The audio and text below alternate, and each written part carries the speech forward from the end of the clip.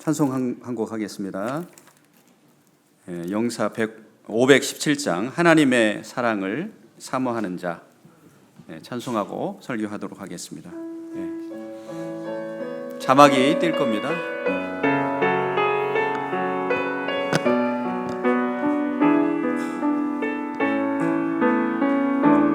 하나님의 사랑을 사모하는 자, 하나님의 평안을 바라보는 자, 너의 모든 것 창조하신 우리 주님이 너를 얼마나 사랑하시는지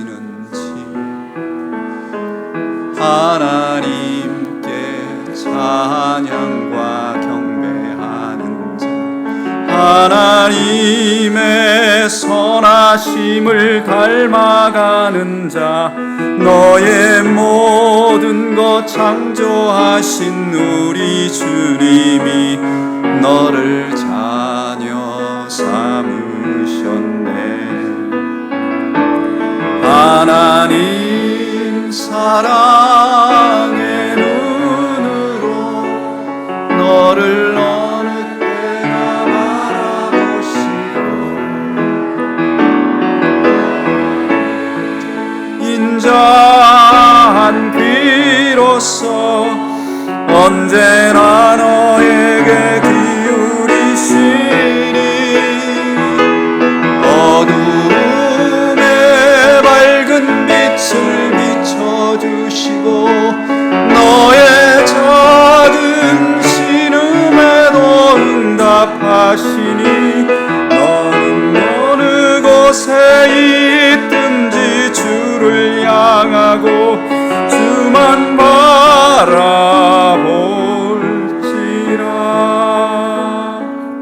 하나님 사랑의 눈으로 너를 어느 때나 바라보시고 하나님 인자한 귀로서 언제나 너에게 기울이시니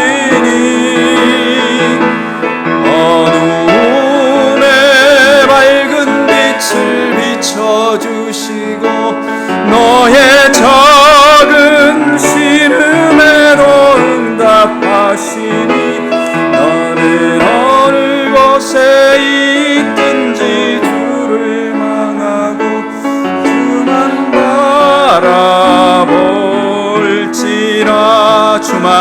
주만 바라볼지라.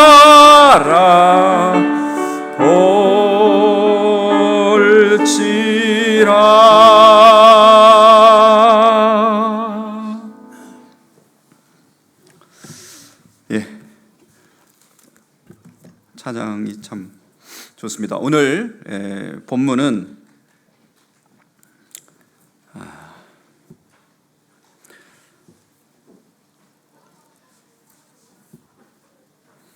신명기 30장 19절에서 20절 말씀을 함께 본문으로 말씀을 상고하도록 하겠습니다. 신명기 30장 19절에서 20절 말씀입니다. 제가 읽겠습니다. 내가 오늘 하늘과 땅을 불러 너희에게 증거를 삼노라.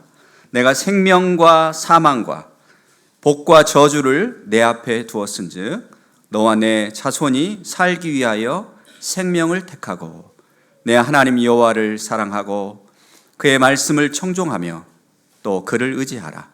그는 내 생명이시요 내 장수이시니 여호와께서 내 조상 아브라함과 이삭과 야곱의 주리라고 맹세하신 땅에 내가 거주하리라. 오늘의 말씀의 제목은 그리스도인은 누구인가? 라고 하는 제목입니다.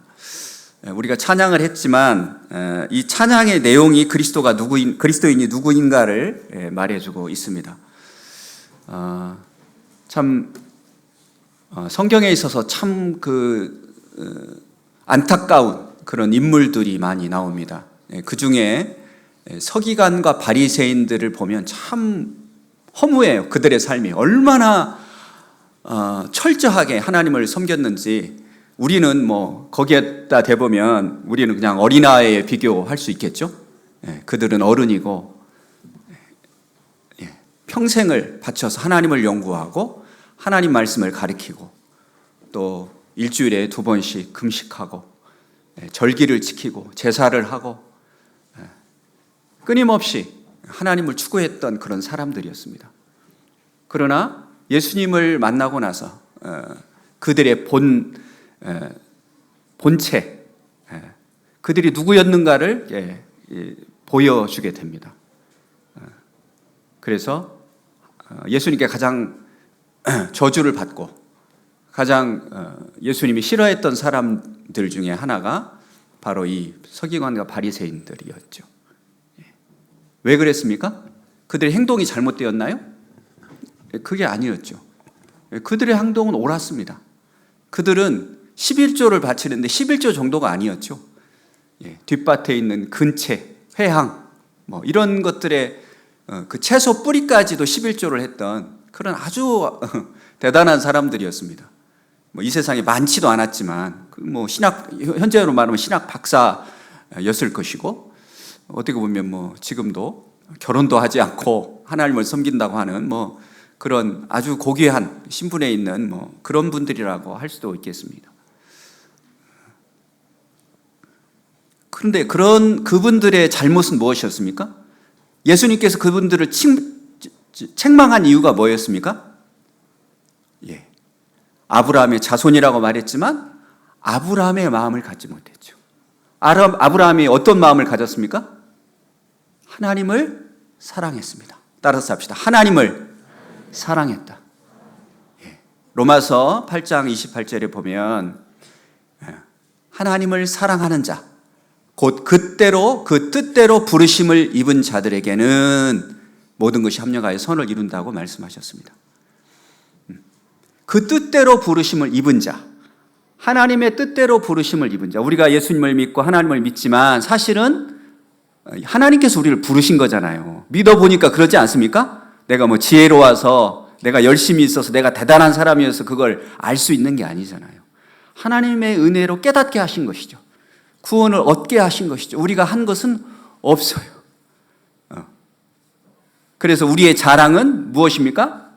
하나님께서 우리에게 그런 명철을 주셔서 하나님을 알게 하신 거죠. 하나님이 생명이시고 하나님이 선이시고 하나님이 가장 우리가 구해야 될 그런 존재라고 하는 것을 알게 하신 것, 그걸 자랑하라고 말했죠. 그리고 사도 바울이 말한 것처럼 나는 예수 그리스도와 그의 십자가 외에는 알지 않기로 작정했다. 그리고 그분의 십자가 외에는 자랑하지 않기로 작정했다고 한 것처럼 그것밖에 없는 거예요. 그걸 알게 하시고 받게 하시고 또 이 자리에 있게 하신 그 하나님, 그 은혜를 하나님 우리가 알게 된 거죠. 더 적극적으로 나가서 우리에게 그 주신 것은 무엇입니까? 그 뜻대로 부르심을 입은 자, 그 본질이 무엇입니까? 하나님을 사랑하는 자인 것입니다. 그렇게 종교적으로 열심히 있었던 서기관과 바리새인들을 보면 무엇이 없었다고요? 하나님을 사랑하는 게 없었어요. 하나님은 그것을 원하셔요. 우리에게 그 말씀을 하셔요. 성경에 참 놀라운 말씀이 있는데요. 제가 이제 성경을 보다가 고린도 전서 16장 22절을 보게 됐습니다. 제가 읽겠습니다. 만일 누구든지 주를 사랑하지 아니하면 저주를 받을지니라. 이 말씀이 있고요. 또 에레미야 17장 5절의 말씀에 이렇게 말씀하셨습니다. 여호와께서 이같이 말씀하시니라. 무릇 사람을 믿으며 육신으로 그의 힘을 삼고 마음이 여호와에게서 떠난 그 사람은 저주를 받을 것이라. 이렇게 되어 있어요. 하나님께서 저주하는 분이 아닌데, 우리를 사랑하는 분인데 이 저주라는 말을 쓰셔요. 어떤 사람이 저주를 받는다고요? 주를 사랑하지 않는 사람은 저주를 받는 거예요. 너무 무섭잖아요. 사랑이라고 하는 게 우러나서 하는 거지. 어떻게 그렇게 명령적으로 하나님께서 말씀하실 수 있을까? 그런 생각 안 드세요? 저는 이게 정말 무서웠거든요. 어떻게 이런 말을 이렇게 써놓으셨나? 하나님이 끝까지 우리를 기다리시고 끝까지 참아주시고 그런 분인데, 자기 모든 걸 내주실 만한 분인데 어떻게 이런 말씀을 하지? 주를 사랑하지 않으면 저주를 받는데요. 저주가 뭘까요? 네, 저주의 뜻은 이런 뜻입니다. 저주는 불행과 재앙이 그 사람에게 있기를 바란다는 뜻입니다. 그리고 연이어서 지옥에 떨어지라고 말하는 것이 바로 저주입니다. 그러니까 그 사람에게 불행과 재앙과 그 지옥이라고 하는 것을 가기를, 그것이라고 하는 거죠. 저주라고 하는 건 그거예요. 사실은 지옥이며 재앙이며 불행인 것입니다.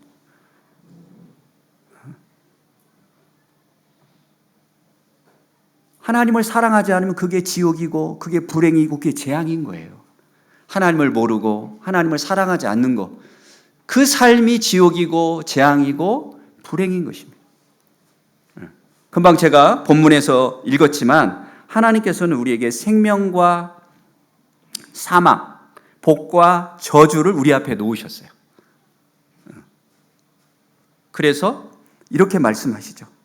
너희는 너와 내 자손이 살기 위하여 생명을 택하라고. 생명을 택하라고. 어떤 게 생명입니까? 내 하나님 여호와를 사랑하고 그의 말씀을 청종하며 또 그를 의지하라. 그는 내 생명이시요 내 장수이시니 라고 되어 있습니다. 하나님이 생명이기 때문에 그래요. 하나님이 참되시기 때문에, 그분이만 참이에요. 그분이 진리예요. 예수님께서 말씀하셨듯이 요한복음 14장 6절에 내가 곧 길이요 진리요 생명이다 그래요. 그럼 예수님이 아닌 곳에서는 뭐예요? 반대죠. 거짓이고 죽음이고 지옥인 것이죠. 하나님을 택하지 않으면 하나님이 참되시고 생명이시고 그분이 참으로 복이기 때문에 그분을 택하라고 하는 거예요. 그분이 아닌 것들은 다 어때요? 다 망하게 돼 있는 거예요. 사기예요. 이 마귀가 우리를 속이는데요, 그 거짓이에요. 사기꾼한테 우리가 잘못 걸려들면 어떻게 됩니까? 집안이 망하는 거예요. 자기 생이 망해버리는 거예요. 아담과 하와가 그랬죠. 사기꾼인 그 거짓말쟁이인 마귀의 말을 듣고 그의 생이 어떻게 잘 됐어요? 하나님처럼 됐나요? 지혜로워졌나요? 망했죠. 반드시 죽으리라. 그래서 죽음이 우리에게 온 거예요. 이 세상의 불행이 거기에서 온 거예요. 사람 잘못이 아니에요. 어떤 부치를 만났는데 여기에 계신 우리 자매님의 아버지신데 25년 전에 여동생을 당하셨어요. 그래서 하반신을 못 쓰고 계시더라고요. 근데 하나님을 원망하고 있는 거예요. 하나님 믿으라고 하는데 교회 목사님이 한 번도 못 오셨대요. 오지 마라고 그래가지고 그 모치님은 교회를 열심히 다니시더라고요. 신앙이 있으시더라고요. 구원 받으셨다는 느낌을 받았어요.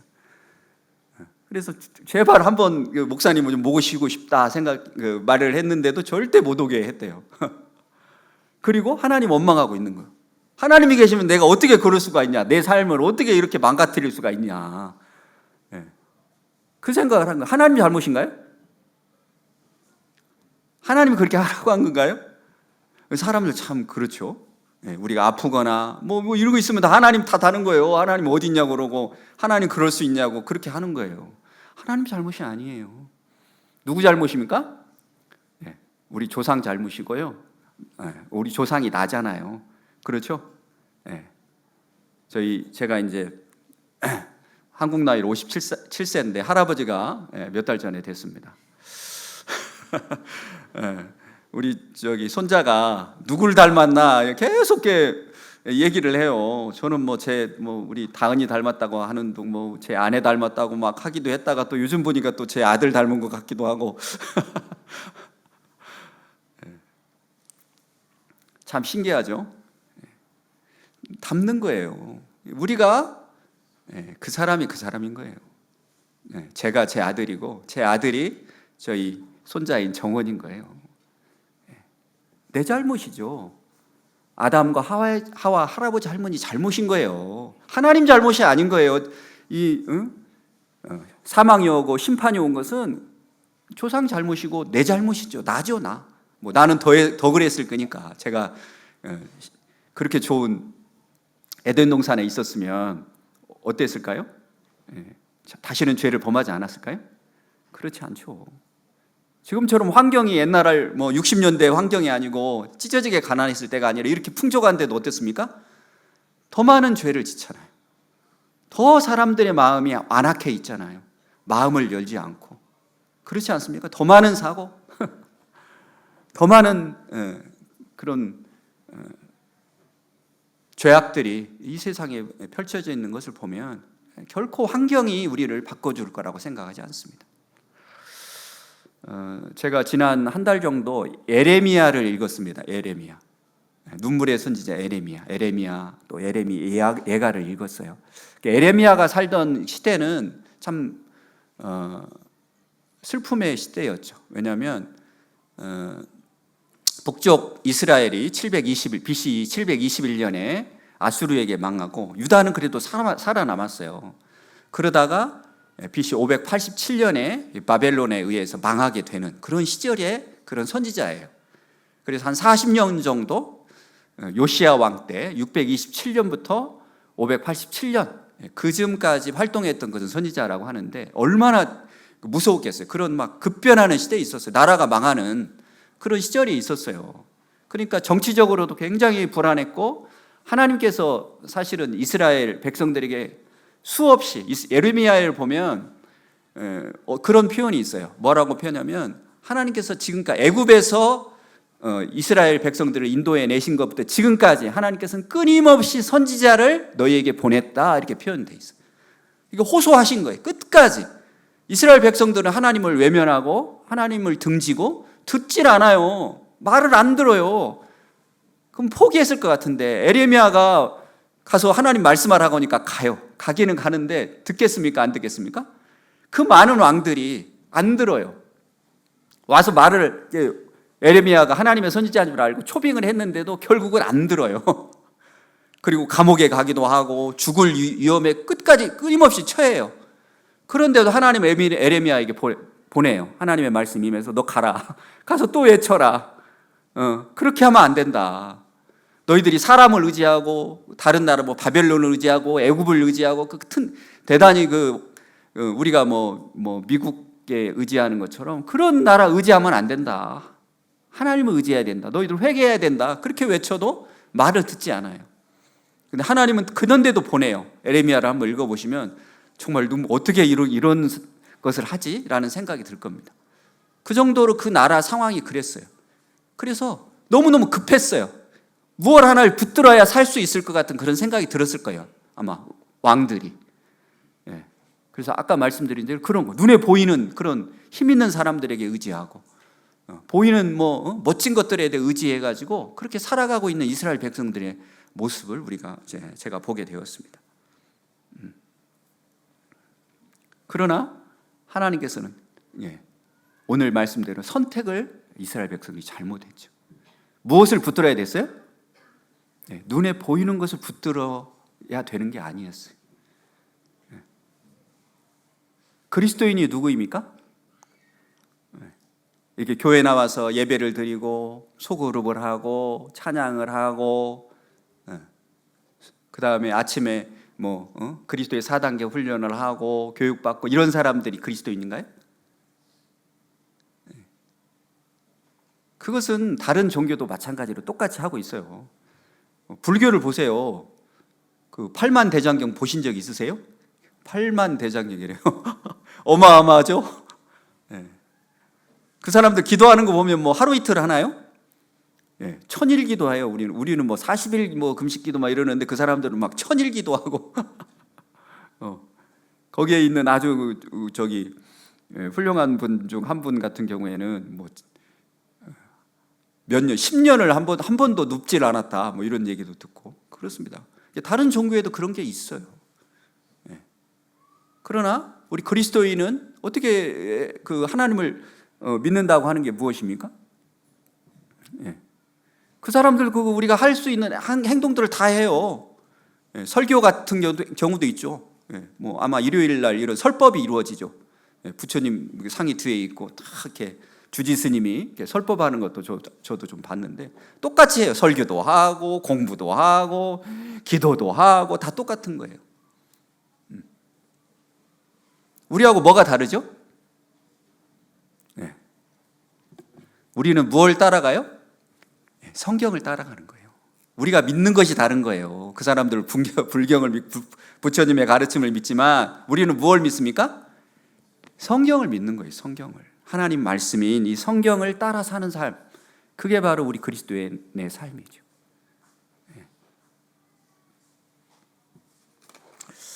예, 말을 좀 바꿔서요. 예, 사랑에 대해서, 사랑이 여러 사랑이 있잖아요. 사랑에 대해서 한번 말씀을 드리도록 하겠습니다. 예, 뭐 아가페 사랑이 있고, 뭐 에로스의 사랑이 있고 여러 사랑이 있지만 여기서 이제 제가 표현하고 싶은 오늘은 아랫사람에게 우리 자녀들이나 뭐 이런 아랫사람들에게 베푸는 사랑의 정의는 아끼고 귀하게 여겨 소중히 여기는 걸 말하죠. 얼마나 보기도 아까운 그런 자녀들이에요. 제가 이제 아까 이제 하나님이 얼마나 사랑하시냐 하면서 제 막내를 봤는데 막 눈물이 나요. 하나님을 생각할 때 눈물이 나야 되는데 제 막내를 보면 눈물이 나요. 제가 그만큼 사랑을 이렇게 투영하고 있는 것이겠죠. 아랫사람에게는 그런 거예요. 아끼고 소중히 여기는 거죠. 그런 걸 봐요. 그냥 어제 제 손자가 집에 왔는데 아이고 참 목을 아직도 못 가누고 그래가지고 안아주기가 좀 쉽지 않아요. 막 어떻게 될까, 고개를 제대로 할까 막 두려워가지고 몸을 막 이렇게 해가지고 허리가 제가 한 20분 앉고 있었는데 허리가 아프더라고요. 그렇게 소중히 여기는 거죠. 그리고 이성에게는 어떻습니까? 결혼한 우리 주은영제 엊그제 신혼여행을 마치고 이렇게 봤는데 이성에게는 그런 거죠. 지금 아마 그럴 거예요. 보고 싶고 만나고 싶고 그립고 열렬히 좋아하는, 그냥 보고만 있어도 그냥 세상 모든 것이 내 것처럼. 어떤 노래 보니까 그 밖에 바람 부는 거 있잖아요. 바람이 이렇게 흔들리는데 그것도 그렇게 사랑스럽대요. 다 사랑의 그 언어로 들리나 봐요. 그런 것이죠. 이성에 대한 그런 사랑은 그런 것입니다. 그러나 윗사람에 대한 사랑이 있죠. 윗사람에 대한, 우리가 이제 특별히 하나님에 대한 사랑을 지금 말하고 싶은데 윗사람에 대한 사랑은 무엇입니까?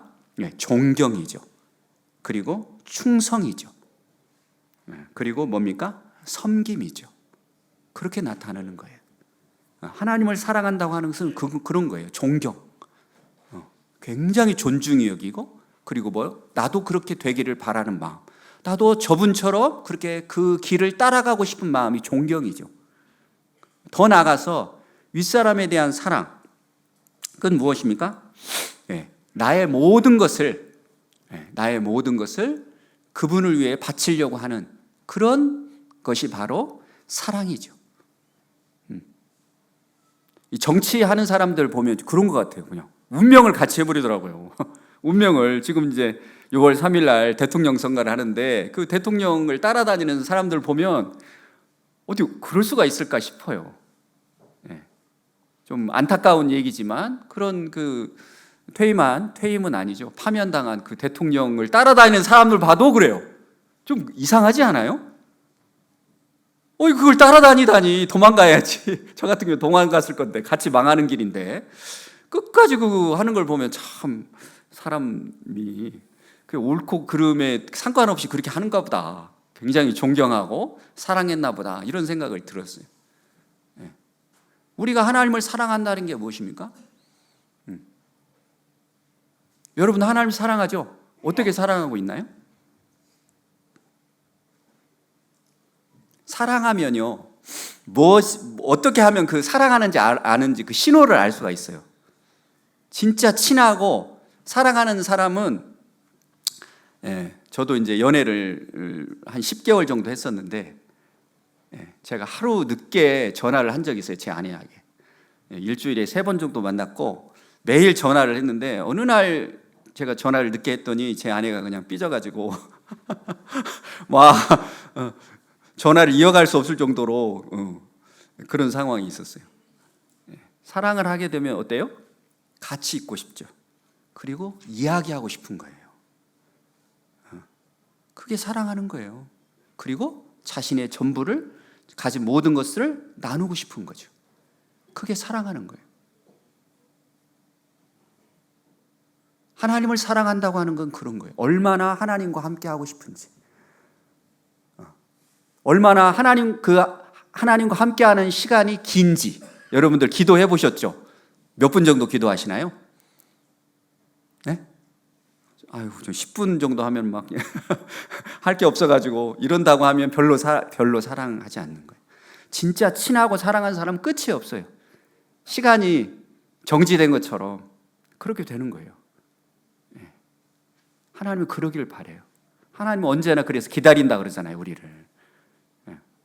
우리가 언제 자기를 만나줄지. 그런데 우리는 어때요? 바빠. 생각할 게 많아, 볼 게 많아, 즐길 게 많아. 그러니까 하나님을 찾지 않아요. 지금 이 세상에 하나님은 뭐라고 생각하세요? 우리 청년 학생들 보면 그냥 예배 시간이고 무엇이고 그냥 아무 때 밥 먹을 때도 하고 막 그래 하더만요. 게임이 하나님인 것 같아요. 그 마음속을 채우고 있는 게 하나님이거든요. 그게 신이잖아요. 그 사도행전을 보면 사도 바울을 하나님께서 부르실 때 뭐라고 불렀습니까? 나는 이 사도 바울은 나를 그 이방인에게 전하기 위한 나의 택한 그릇이다 라고 돼 있죠. 우리가 그릇이거든요. 사실 그릇이에요. 무엇을 담을 그릇이에요? 하나님을 담는 그릇이거든요. 근데 우리 마음속에 누구로 채워 있어요? 아까 학생들은 뭐 게임으로 채워 있고, 우리 어른들은 뭐에 관심이 많습니까? 뭐 정치에 관심이 많나요? 마음속에? 아니면 뭐 남편과 아내가 가득 차 있나요? 아니면 자녀가 가득 차 있나요? 그게 하나님이거든요. 누구로 가득 채워 있어야 돼요? 사람은 하나님으로 가득 채워 있어야 되는 거죠. 그거 외에는 우리가 딸게 오면 안 되는 거예요. 그게 바로 우상이에요, 우상. 다른 걸 더 사랑하고, 내 남편, 내 아내보다 다른 걸 사랑하는 뭐예요? 그게 음행이잖아요. 음란한 거고, 간음이잖아요, 간음. 이스라엘 백성들이 그랬어요. 하나님이 그 표현을 해요. 마음에 하나님이 없는 거예요. 다른 걸 찾는 거예요. 사람을 찾고, 다른 걸 의지하는 거예요. 여기 보니까 뭐라고 되어 있습니까? 그는 여호와께 제가 다른 말씀하고 있는 것을 보게 되는데, 이스라엘 백성들 보면 그 신약에 보면 자기 배가 신이라고 그랬어요. 자기 배 채우는 것이 이제 신이에요. 자기 배불려 주는 거, 잘 살게 하는 게 신이었죠. 그러니까 바알과 아세라가 그 사람들이잖아요. 풍성하게 자손들도 번성하게 해주고 잘 먹고 잘 살게 해주는 게 바알과 아세라가 말하는 거였어요. 그런 것들 따라가는 것이었죠. 자기가 힘 있는 줄 알고 자기 주먹을 믿고 자기를 믿으라고 하는 사람들 있잖아요. 그게 신이에요, 사실은.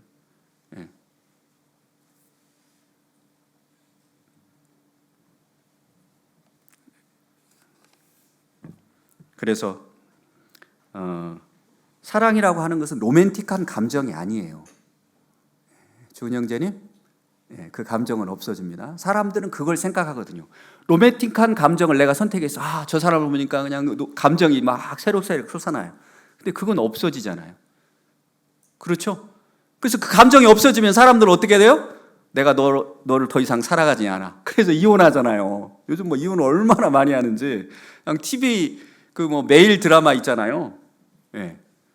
뭐 보면 그냥 이혼한 사람들이 와가지고 주인공이 돼서 이렇게 하는 걸 보게 돼요. 근데 너무 당연해요, 그냥. 이제 너 이제 더 이상 사랑하지 않게 됐어. 그러고 이제 이혼하는 거죠. 사랑은 그런 게 아니죠. 그리스도인의 사랑은 무엇입니까? 하나님을 사랑함으로 만나는 거죠. 거기 안에서 만나는 거예요. 그래서 사랑은 같은 곳을 바라본다고 하잖아요. 그런 얘기 많이 들었죠. 그리스도인은 무엇입니까? 하나님을 바라보는 거예요. 주님 바라보는 거예요. 거기에서 만날 수 있어요. 그래서 오늘 주보 뒷면에 보면 그 이야기가 있어요. 한번 잘 읽어보세요. 어떨 때 가장 행복하다고요? 나와 그 다른 사람, 내 아내가 만나는 게 아니라 중간에 누가 있어요? 하나님이 있을 때. 제가 빨간 줄로 해놨었는데 그 사람이 행복한 사람이에요.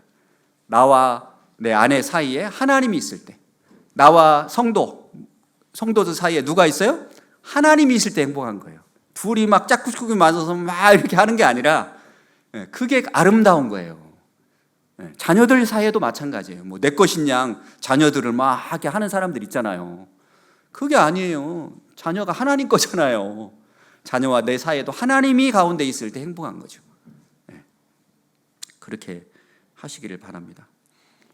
제가 신명기 말씀, 뭐 에레미야 말씀 정말 많이 이렇게 해놨는데 조금만 읽고 제가 말씀을 마쳐야 될 것 같습니다. 그래서 하나님이 바라는 게 있어요. 바라는 게 뭐냐면 신명기 10장 12절 말씀, 이스라엘아 내 하나님 여호와께서 내게 요구하시는 것이 무엇이냐? 곧 내 하나님 여호와를 경외하여 그의 모든 도를 행하고 그를 사랑하며 마음을 다하고 뜻을 다하여 내 하나님 여호와를 섬기고, 이 말씀이 있어요. 그리고 신명기 11장에 보면 이 말씀이 있습니다. 이 말씀이 참 너무 좋았습니다. 내가 오늘 너희에게 명하는 내 명령을 너희가 만일 청종하고 너희의 하나님 여호와를 사랑하여 마음을 다하고 뜻을 다하여 섬기면, 이렇게 돼 있어요. 여기서 중요한 단어가 뭐냐면 여호와를 사랑하여라고 하는 것입니다. 우리가 사는 모든 삶 속에 여러분들이 이제 그리스도를 사랑하기 때문에 교회에 나오고 예배를 하고 그러잖아요. 근데 서기관과 바리새인들이 없었던 게 뭐였다고요? 진짜 이 하나님을 사랑하는 게 없었다는 거예요. 하나님을 사랑하여 이 행동이 나와야 되는 거거든요. 하나님을 사랑하여.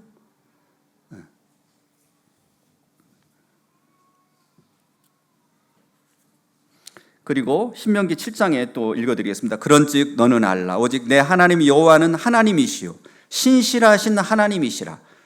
그를 사랑하고 그의 계명을 지키는 자에게는 천대까지 그의 언약을 이행하시며 인애를 베푸시되 그를 미워하는 자에게는 당장에 보응하여 멸하시리니 여호와는 자기를 미워하는 자에게 지체하지 아니하시고 당장에 그에게 보응하시리라. 하나님의 바램이 여기에 나와 있습니다. 특별히 이제 미가, 우리가 잘 아는 미가서를 좀 읽어보겠습니다. 미가서 6장 8절에 사람아 주께서 선한 것이 무엇임을 내게 보이셨나니 여호와께서 내게 구하시는 것은 오직 정의를 행하며 인자를 사랑하며 겸손하게 내 하나님과 함께 행하는 것이 아니냐. 하나님께서 원하시는 게 뭐냐고 하는 것을 이게 보는 거죠. 정의를 행하는 거예요. 하나님께서 옳다고 하는 것을 하는 거예요. 그리고 인자를 사랑한다는 게 뭡니까? 사람을 사랑한다는 뜻이 아니라 멋이라고 하는 국률을 사랑하는 거예요. 국률. 사람을 국률이 여기는 거예요. 소자와 과부를 국률이 여기는 거예요.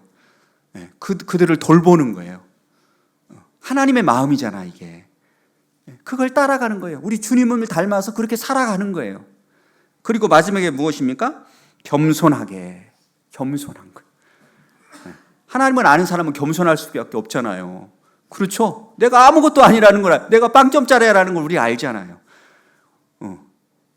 그래서 온유라고 하는 게 그런 얘기예요. 사람들이 나에 대해서, 특별히 이제 저의 가장 강력한 적이 누구겠습니까? 제 아내예요. 제 아내. 제 강력한 적이에요. 저한테 그냥 쓴소리를 다 해요.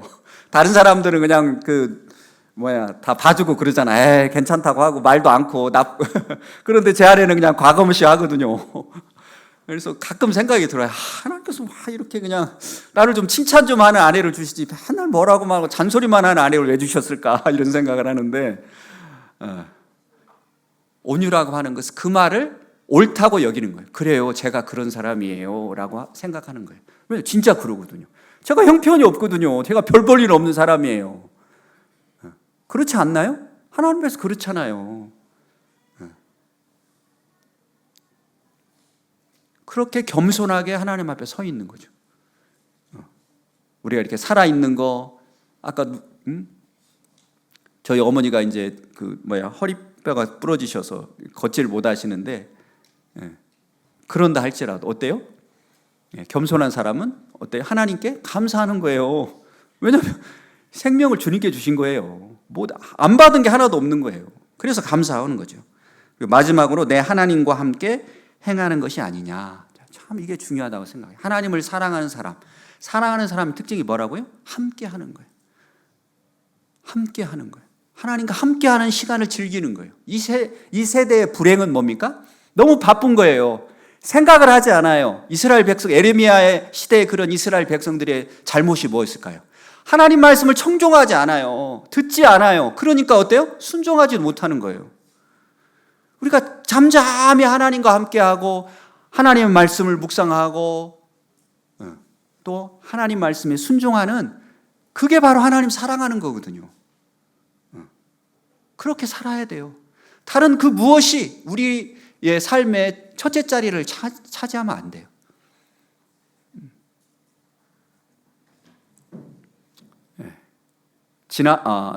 지난주에 이제 제가 결혼 신혼 부부죠. 두 쌍을 만나서 이제 그런 교제를 나눴어요. 우리 가정이 참 행복하기 위해서는 정말 우리가 지켜야 될 게 있다. 그게 뭐냐면 질서다. 질서. 질서가 뭡니까? 생각하시죠? 순서가 있어야 되는 거예요. 순서. 옛날에 저희 어렸을 때는 아버지가 숟가락을 들지 않으면 절대 숟가락을 들 수가 없었어요. 그래서요. 그리고 아버지가 쌀밥을 드셨어요. 저희는 보리밥을 먹었는데. 왜 그랬을까요? 그게 질서였어요. 아버지가 가서 새벽부터 저녁까지 그렇게 뼈 빠지게 일하셔서 우리를 먹여 살렸거든요. 아버지가 기둥이었어요. 아버지가 건강하셔야 우리 자녀들은 먹고 사는 거예요. 살 수가 있어요. 그러니까 아버지 밥은 항상 따뜻한 아랫목에다 이렇게 담가 놓기도 하고, 그런 것들, 우리 어머니가 그런 것을 보였거든요. 그렇죠. 우리가 가장 사랑할 분이 누굽니까? 하나님이시죠. 우리 위에 하나님밖에 없는 거예요. 이 세상이 뒤죽박죽되고 이 악이 이 세상에 온 게 그 특징이 뭐예요? 이 질서가 무너진 거예요. 사람이 하나님을 섬기면서 하나님을 사랑하고 하나님을 첫째 자리에 놓아야 되는데 자기가 하나님 되려고 한 거잖아요. 그게 악이죠. 그게 죄죠. 그러니까 이 세상이 이렇게 된 거죠. 가정에서도 마찬가지죠. 우리가 자녀가 귀엽죠. 사랑스럽죠. 또 뭐 얼마 되지 않은 우리 손자같이 뭐 한 3, 4개월 된 애 같은 경우는 아이고 이걸 어떻게 해야 될지 모르고 그냥 밤낮으로 돌보죠. 그러나 뭐가 더 중요하죠? 자녀는 1촌이에요. 몇 촌이라고요? 1촌이에요. 무촌이 누구예요? 남편과 아내가 무촌이에요. 그 질서가 깨져요. 자꾸. 그러면서 아이가 나오면서 딴방을 쓰게 되고, 그러면서 관심이 없어지면서 이야기가 줄게 되면서 이렇게 되는 거예요. 이제 로맨스는 사라지고 이제 현실이 되는 거죠. 근데 지켜야 될 게 뭐라고요? 아내와 남편이 첫째 자리. 그것을 지켜야 가정이, 자녀들이 살아요. 그게 사는 길이에요. 자녀들만 우리가 자녀들을 위해서 온갖 정성을 다하는데 그러면 안 돼요. 남편과 아내가 가장 가까워야 되는 거예요. 친구보다 더 가까워. 하나님께서 그래서 합하여라고 하는 말이 악교로 붙였다라는 뜻이거든요. 그렇게 붙여놓은 거예요. 그래요. 근데 사람들은 자꾸 뛰려고 그래 그냥. 그러면 안 되는 거죠. 그래서 신앙에 있어서는 어떻습니까? 집안에서는 그렇지만 우리의 삶에 있어서 첫째 자리는 누가 해야 돼요? 하나님이죠. 하나님을 먼저 만나야 돼요. 하나님과 시간을 보내야 돼요. 아시겠죠? 그게 하나님 사랑하는 거예요. 그것을 떠나는 건 뭡니까? 그게 뒤죽박죽 되는 게 뭐죠? 내가 일이 바빠요. 이것만 좀 하고 내가 하나님 찾을게요. 이스라엘 백성이 망하는 것처럼 그렇게 우리의 삶이 망해지는 거예요. 그게 바로 저주예요. 에레미야 한 절 읽겠습니다. 에레미야 2장의 말씀. 이스라엘이 하나님께서 죄를 지어서 멸망당하기 전에 하나님께서 이런 말씀하셨어요. 내 백성이 두 가지 악을 행하였나니 곧 그들이 생수의 근원되는 나래를 버린 것과 스스로 웅덩이를 판 것인데 그것은 그물을 가두지 못할 터진 웅덩이들이니라. 그 다음에 2장 19절에 내 악이 너를 징계하고 내 반역이 너를 책망할 것이라. 그런즉 내 하나님 여호와를 버림과 내 속에 나를 경외함이 없는 것이 악이요 고통인 줄 알라. 주 만군의 여호와의 말씀이니라. 네, 말씀하셨거든요. 우리가 어떻게 살아야 될까? 하나님께서 십계명을 통해서 율법 613가지를 통해서 말씀하셨어요. 그걸 두 가지로 말하면 무엇입니까? 하나님을 사랑하는 거였어요. 하나는 뭡니까? 이웃을 사랑하는 거예요. 그렇죠. 이에서 떠나면 안 되는 거예요. 어떻게 사랑할 거예요? 하나님을 무조건. 제가 트로트 노래를 좋아하진 않은데 그 박원빈인가 무조건인가 그 노래 있잖아요. 내가 필요할 땐 뭐 밤에도 좋고 낮에도 좋고 뭐 태평양을 건너고 막 무조건이래. 무조건. 첫째 자리 하나님이 최우선이라고 하는 말은 무엇이냐고요? 따라서 합시다. 무조건. 무슨 시간이 됐든 그게 어디 있든지 됐든 달려가는 거예요. 하나님 말씀하면 무릎 꿇는 거예요. 예 라고 대답하는 거죠. 우리 교회에서 제일 아직 회복돼야 하는 게 뭐냐면 아멘이야. 아멘. 기도를 하면 막 아멘을 안 하세요. 따라서 합시다. 아멘. 예, 예수님의 이름이 아멘이에요. 예수님은 예만 하셨거든요. 하나님 말씀이면 예수님은 예 하셨어요. 예. 자기 뜻을 버리시고 자기 뜻이 하나님과 함께였지만 그분은 언제나 하나님께 예라고 대답하셨어요.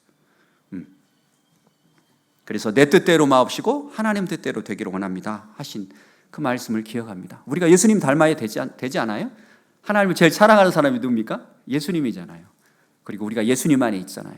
우리도 진짜 하나님을 최우선으로 무조건 그분과 함께 지내고 그분께 매일매일 삶 속에서 하나님 말씀 들어야 되죠. 하나님 말씀 먹어야 되죠. 어린아이처럼 신령한 젖을 사모하라고. 진짜 제가 손자를 보니까 그게 느껴져요. 그냥 배고프면 그냥 죽으라고 울어버려요. 죽으라고 울어버려요. 얼른 나 보라고. 나 빨리 먹이라고.